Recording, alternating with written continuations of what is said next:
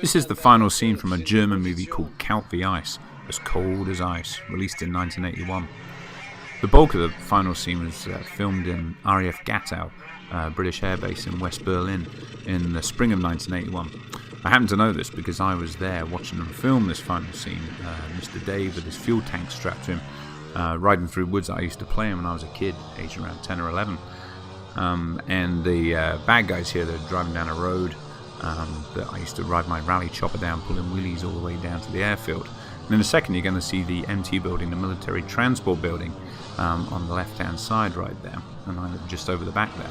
And ahead of you you're going to see a big building called Wilson's Retreat, which used to be the youth club. In fact, there's a helicopter from the Army Air Corps 7 flight obviously getting in on the action here.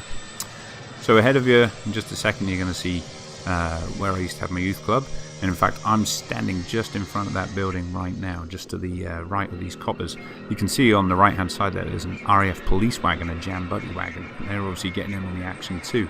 In fact, I think some of these coppers who are probably RAF police dressed up as German police, they've got their Sterling submachine guns and probably very happy to be letting off a few rounds firing up the street here. So this is the bit I saw being filmed.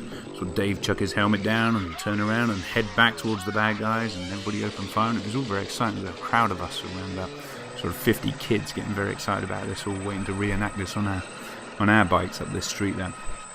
That sound of the helicopter you hear, that was kind of punctuated my childhood, hearing that roll around. So here goes Dave barreling into the bad guys.